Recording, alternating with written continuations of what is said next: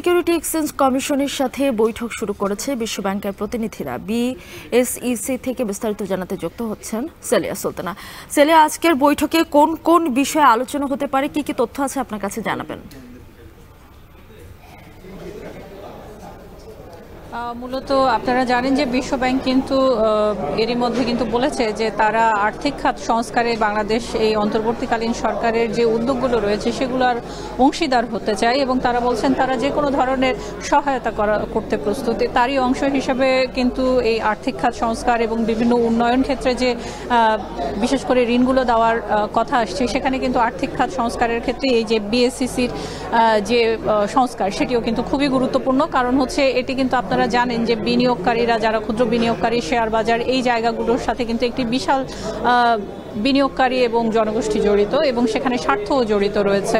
সবকিছু মিলে এটি একটি বলা যেতে পারে যে বাংলাদেশে যে অর্থনৈতিক কাঠামো রয়েছে সেখানের মধ্যে কিন্তু এটির একটি অংশীদারিত্বের জায়গাটি কিন্তু খুবই গুরুত্বপূর্ণ। বিশেষ করে বিনিয়োগের ক্ষেত্রেও যদি আমরা প্রবৃদ্ধি অর্জন করতে যাই, সেখানে আজকে সকালে কিন্তু আমরা দেখেছি বিশ্বব্যাংকের যে প্রতিনিধিরা তারা এসে বসেছেন এবং চেয়ারম্যান যিনি আছেন খন্দকার রাশেদ মকসুদ, তিনি তার সাথে এখন পর্যন্ত আলোচনা চলছে। সেখানে কিন্তু দুর্নীতি প্রতিরোধের সাথে সাথে কিন্তু বেশ কিছু বিষয় কিন্তু তারা গুরুত্বের সাথে আলোচনা করেছেন বলে আমরা জানতে পেরেছি। এছাড়া কিন্তু কিছু বিষয় রয়েছে বাংলাদেশে যে আর্থিক খাত সংস্কার বা বিনিয়োগ বাড়াতে শেয়ার বাজারের যে কারসাজি, সেগুলোর ক্ষেত্রে আপনারা জানেন যে এরই মধ্যে কিন্তু তদন্ত কমিটি গঠন করা হয়েছে এবং সে বিষয়গুলো কিন্তু উত্থাপন করছেন। অর্থাৎ এই যে সংস্কারের জন্য যে এক ধরনের আগ্রহ রয়েছে সেই বিষয়টি কিন্তু ইতিবাচকভাবে উপস্থাপন করা হয়েছে এই বৈঠকে। এখন পর্যন্ত সে বিষয়ে যখন বলতে যাওয়া হয়েছে, বলা হয়েছে যে গত 2 মেয়াদে যারা ছিলেন, 2 চেয়ারম্যানের মেয়াদ অর্থাৎ প্রায় 14 থেকে 15 বছর, সে সময়ের যে তদন্তের বিষয়গুলো রয়েছে,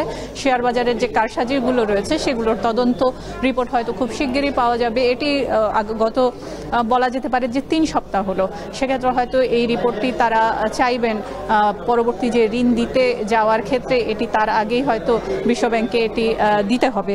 এছাড়া স্বতন্ত্র পরিচালকও দেওয়া হয়েছে। আপনারা জানেন সাধারণত ঢাকা স্টক এক্সচেঞ্জ থেকে সবসময় নাম প্রস্তাব করা হয়, সেটি কিন্তু এবার আর করা হয়নি। সেটি কিন্তু এবার দেখা গেছে যে 7 জন যে পরিচালক সেখান থেকেই কিন্তু এই সিকিউরিটি এক্সচেঞ্জ অ্যান্ড কমিশন থেকে কিন্তু বিএসইসি থেকেই কিন্তু দেওয়া হয়েছে।